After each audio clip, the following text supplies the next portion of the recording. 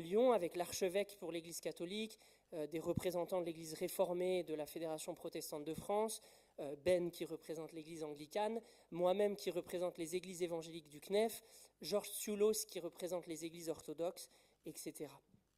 Et le G9, c'est le groupe de dialogue interreligieux, donc il y a les mêmes personnes dont je viens de parler, mais en plus de ça, il y a le grand rabbin de Lyon et le recteur de la grande mosquée de Lyon, un groupe donc de dialogue. On a publié récemment une déclaration commune en lien avec les 120 ans de la loi laïcité. Voilà, donc il y a plein de choses qui se vivent et j'ai la chance de connaître Ben dans ces cadres-là. En tout cas, Ben, merci beaucoup d'être avec nous ce matin et je reste avec toi parce je vais rester pour lire le texte biblique en alternance avec la prédication. Merci bien. On reste toujours en équipe. On va faire un petit équipe lecture, prédication. Donc c'est mieux quand on fait des choses ensemble, on trouve. Merci pour votre accueil aujourd'hui. Merci pour l'accueil chaleureuse. Merci aussi pour... j'ai la chance de travailler avec Thomas, donc c'est réciproque. Donc voilà, au texte, ou à la texte. S'il y a des fautes grammatiques, c'est parce qu'il y a un petit accent britannique, y compris les erreurs de grammaire et tout ça qui vont avec. Mais a priori, vous avez étudié depuis un moment le livre d'Ésaïe dans l'Ancien Testament. Et donc, Thomas m'a donné ce texte, chapitre 26, et j'ai dit merci. Quel cadeau! Qu'est-ce que tu me fais avec ce texte d'Ésaïe? C'est long, c'est un peu obscur et c'est complexe, mais je trouve que c'est toujours un bon point de départ quand on a des questions. Et je pense que c'est Louis Schweizer qui m'a appris d'aimer les questions que les gens posent à Jésus. Parce que derrière ces questions, souvent, il y a des réponses. Et on apprend quelque chose de plus profond, des richesses sur le caractère de Dieu. Quand on trouve qu'il y a des gens qui ont des incertitudes et on creuse dans la prière, c'est là qu'on trouve encore plus de profondeur, encore plus de la richesse et la présence et le caractère de Dieu. Donc, d'abord, à Ésaïe 26. Tout d'abord, c'est un chant. C'est un chant. C'est un chant de victoire. C'est un chant de triomphe. C'est pour un peuple. C'est pour une nation. C'est pas forcément pour les individuels, mais on va voir s'il y a des choses qu'en nous on peut tisser. C'est pour un ensemble. Mais c'est spécial parce que c'est un chant de victoire et chant de triomphe, mais il n'y a pas encore un triomphe. Il n'y a pas encore une victoire. C'est écrit, c'est préparé en avance pour un peuple ils vont voir la victoire, mais aussi ils vont avoir la détresse d'être exilés. Mais quiconque qui va venir, ils ont quand même un chant, prêt à sortir dans les difficultés, car c'est un chant d'un avenir mieux. C'est un chant qui est prêt à chanter dans la victoire. Et quand la victoire devient en réalité, c'est un chant à chanter après. Donc, merci Thomas, on va passer entre versets 1 au 9. En ce jour-là, on chantera cet hymne au pays de Juda. Nous avons une ville qui est bien fortifiée. Dieu a fait du salut une muraille et un rempart. Ouvrez les portes et laissez-y entrer la nation qui est juste, qui demeure fidèle. À celui qui est ferme dans ses dispositions, tu assures une paix parfaite, parce qu'il se confie en toi. Placez votre confiance toujours en l'Éternel, car l'Éternel est le rocher de toute éternité. Car il a abaissé ceux qui trônaient bien haut, et il a renversé la ville inaccessible. Il l'a abaissée jusqu'à terre, lui faisant mordre la poussière. Elle est foulée aux pieds, écrasée par les opprimés et sous les pas des pauvres. Le chemin pour le juste est un chemin bien droit. Toi qui es droit, tu traces la voie que suit le juste. Aussi, ô Éternel, nous espérons en toi, sur les voies que tracent tes lois. Oui, tout notre désir vers toi se porte. Nous voulons te garder présent à la pensée. J'aspire à toi pendant la nuit, et mon esprit te recherche au matin. Lorsque tes jugements s'exercent sur la terre, les habitants du monde apprennent la justice. Amen. Amen. En ce jour-là, la journée de la gloire de l'Éternel, le jour quand le règne de l'Éternel vienne, un chant d'espoir, un chant de victoire, un chant qui touche la passé, le présent et l'avenir. Dieu, a priori dans ce texte, a fait une forteresse imbattable. Et qu'est-ce que c'est? Quelles sont les murailles qui peuvent supporter les attaques les plus vicieuses? Après le combat, le conflit, la destruction, quelles sont les murailles qui résistent? Quelle est la forteresse, la vraie forteresse? Dans ce texte ce matin, on entend que la forteresse, c'est le salut que le Seigneur a fait.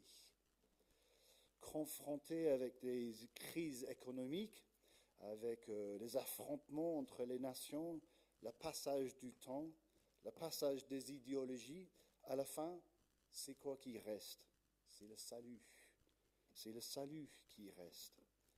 Cette vision, et j'ai testé un peu, donc je sais que je peux utiliser le mot, mais je ne sais pas si c'est un mot français, la vision de la imbattabilité.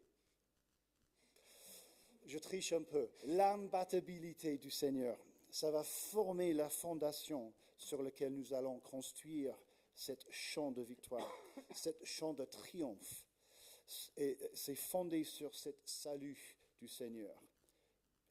Jésus le dit, mais dans un autre sens. On entend en Matthieu 10, quand Jésus dit « Ne craignez donc pas ceux qui peuvent tuer le corps, mais ceux qui n'ont pas le pouvoir de faire mourir l'âme. »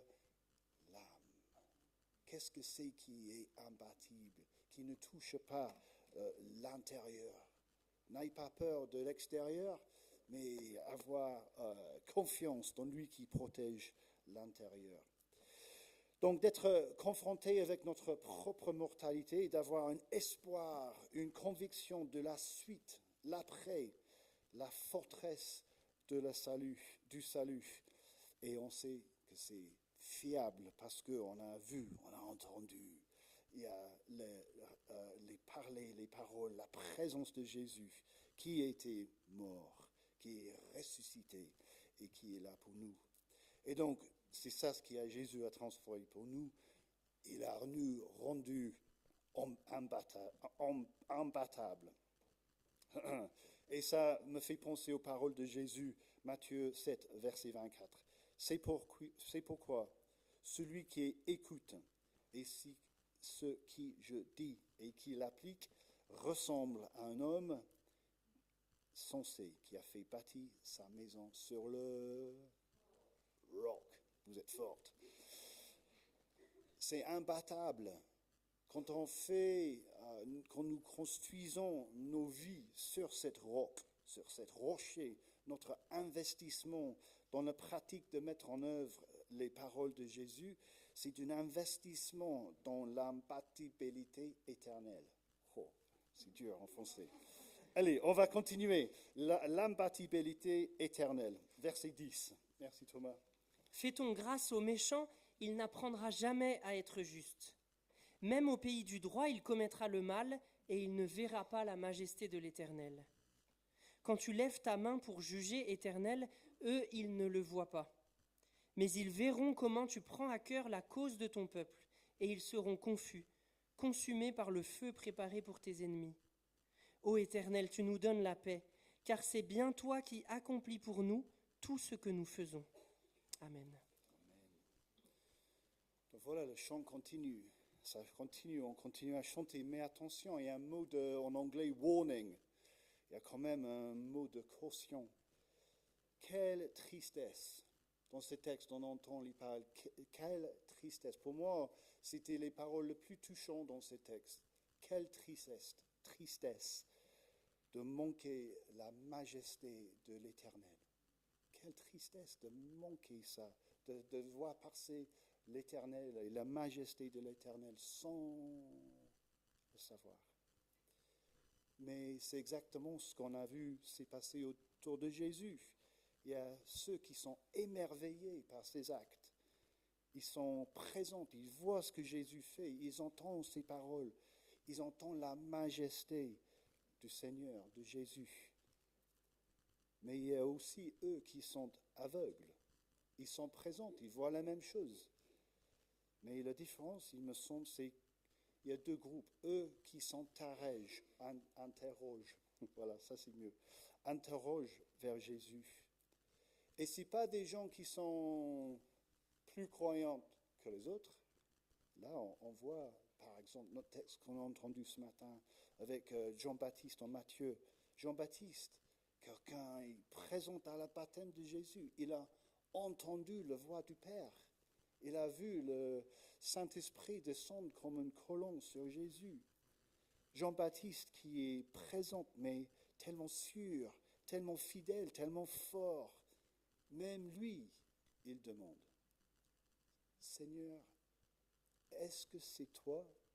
Est-ce que c'est toi que nous attendons? Montre-nous ta majesté. Est-ce que toi, tu as vu la majesté du Seigneur récemment? Est-ce que vous avez entendu les paroles de Jésus qui touchent l'intérieur de nous? Est-ce que vous avez rencontré, entendu la majesté du Seigneur? Pendant ce moment avant, quand on attend le retour de Jésus, quelle belle prière.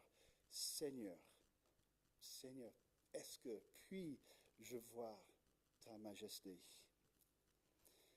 Et là aussi, on a entendu qu'il y a le feu. Il y a le feu qui va avec. Mais, attention, maintenant quand j'entends feu, je pense Esprit Saint. On verra plus tard, et dans cette chant, il y a la présence de feu, mais en attendant, le chant n'est pas encore fini. De toute façon, tout ce qui est imprégné tout ce qui n'est pas imprégné d'éternité, ça va couler, ça va tomber, ça va fouler, ça va être abaissé, ça va être renversé, ça va devenir poussière. Mais il y a de feu. Allez, on va continuer. Éternel, notre Dieu, d'autres maîtres que toi ont dominé sur nous, mais c'est toi seul que nous louons. Les morts ne vivront plus, les ombres ne se relèveront pas, car toi tu es intervenu pour les exterminer. Tu as fait disparaître jusqu'à leur souvenir.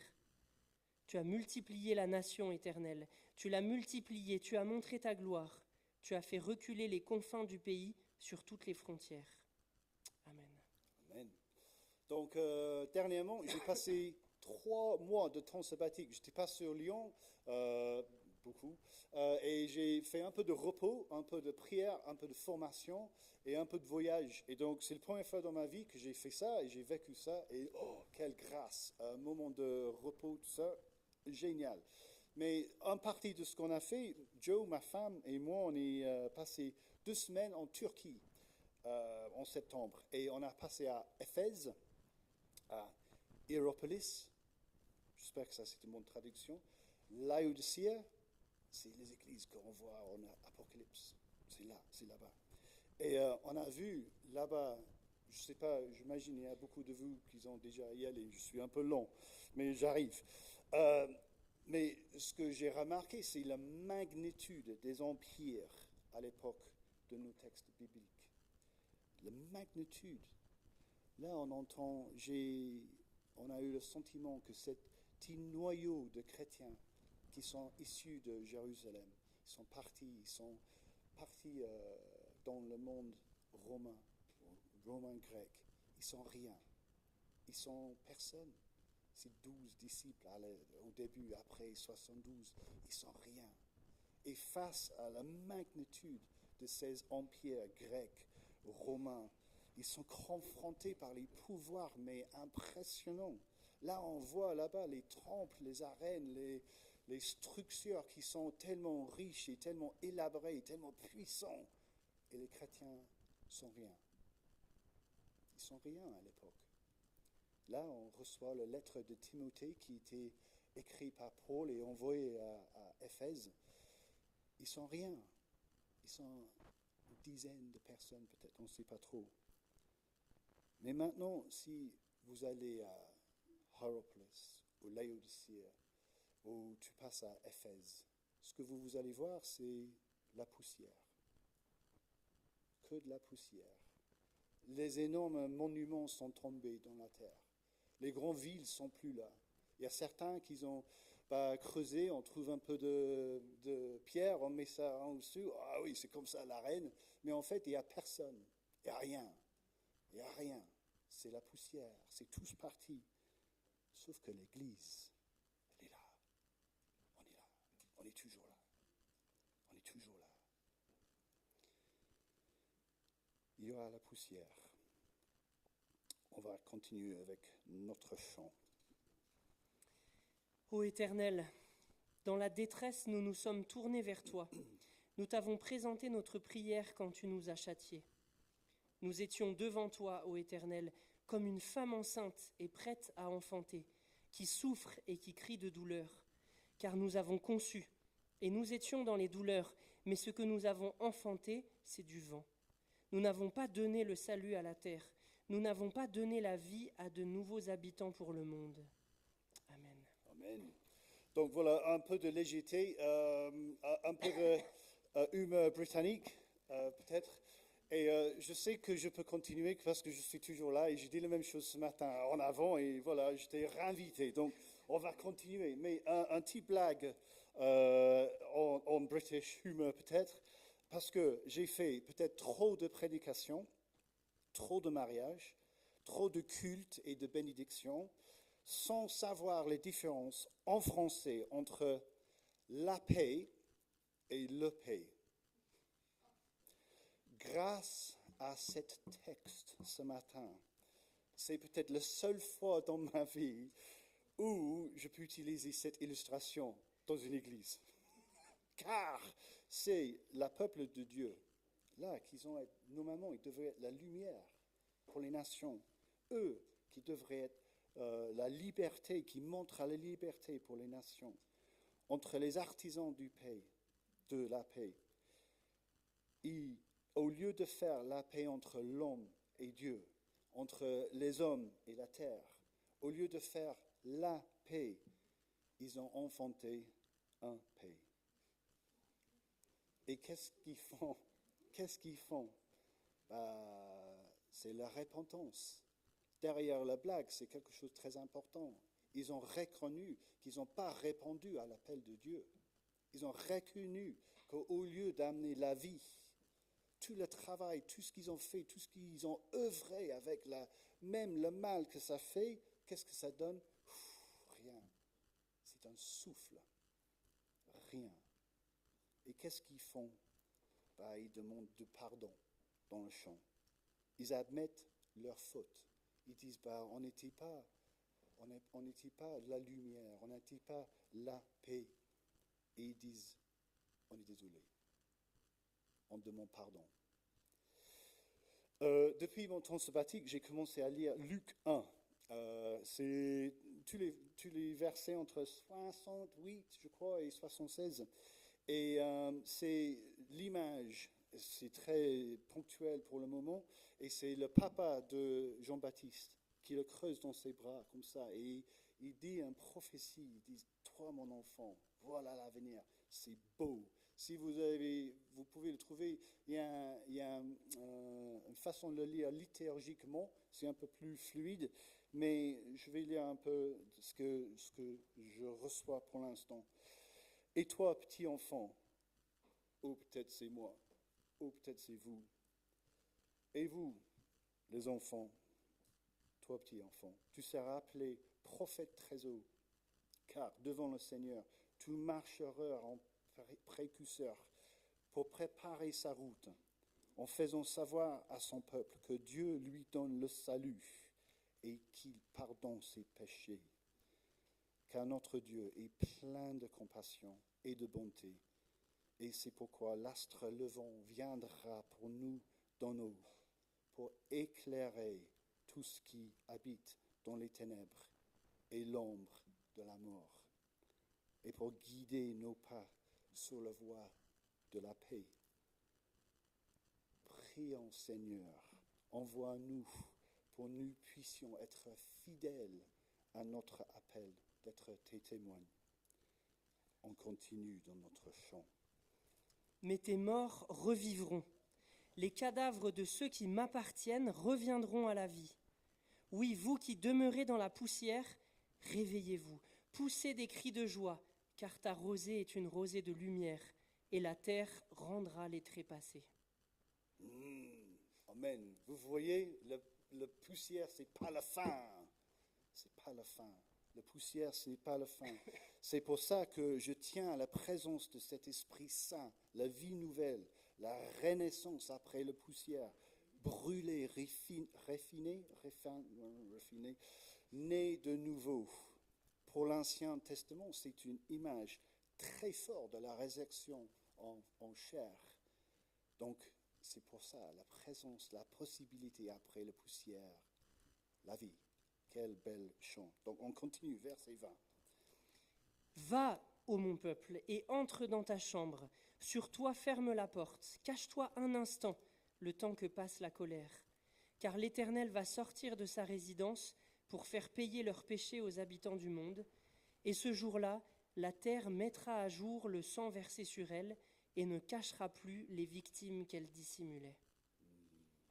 Donc, dans nos têtes, on a cette image de David contre Goliath. C'est un chant pour les gens qui vont être opprimés, qui vont être les esclaves finalement. Donc c'est un chant pour la passé, le présent, mais aussi pour l'avenir. Avoir l'espoir, avoir la possibilité que tout ce qui n'est pas imprégné par l'éternité, ça va couler, ça va fondre. Mais va, mon peuple. J'espère que vous avez entendu ces paroles. Quand j'entends ces paroles, je pense à Jésus quand il enseigne les disciples comment nous allons prier, comment prier. Et Jésus, il dit, va dans ta chambre, ferme la porte et parle avec ton Père. Ferme la porte et parle avec ton Père céleste. Et voilà, enfin, on a fait le boucle. On a commencé avec une forteresse qui est sécure, qui va résister tous les attaques de tout ce qui est possible. Une forteresse éternelle. Et là, on vient à un sanctuaire. Je ne sais pas, j'aurais dû demander entre les cultes, je ne sais pas si le mot est pareil, mais en anglais, sanctuary, c'est un lieu qui est sain et sûr, c'est sécure. C'est un lieu où tu es bien, il n'y a rien qui va se passer de mal. Tu es sécurisé dans ce lieu.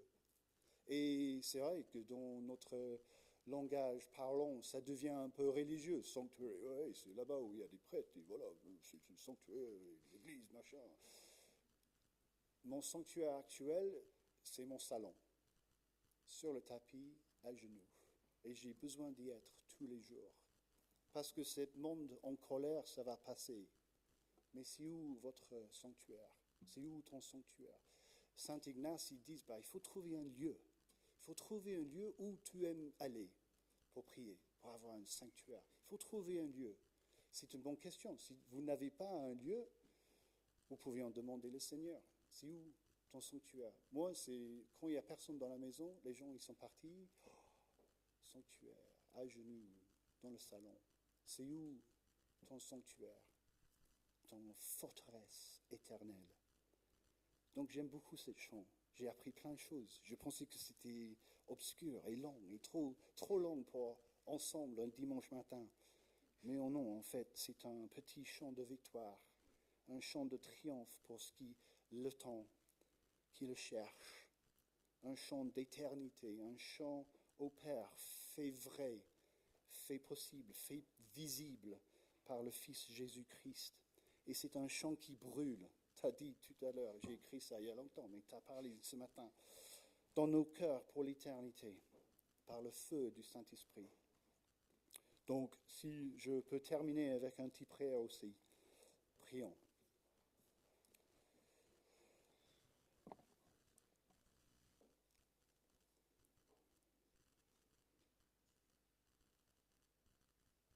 Merci Seigneur, tu es Alpha et Oméga. Tu es le Dieu dans notre quotidien.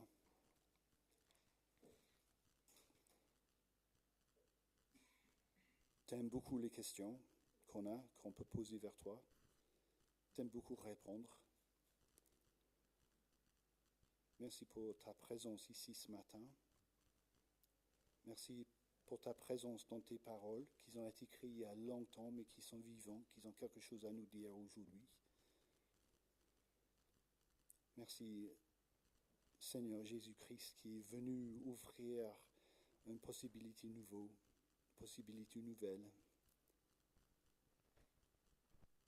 Merci, feu, souffle d'Esprit Saint qui brille en nous et en nous osons ce matin de souffler encore, de brûler encore, pour que nous puissions répondre à ton appel.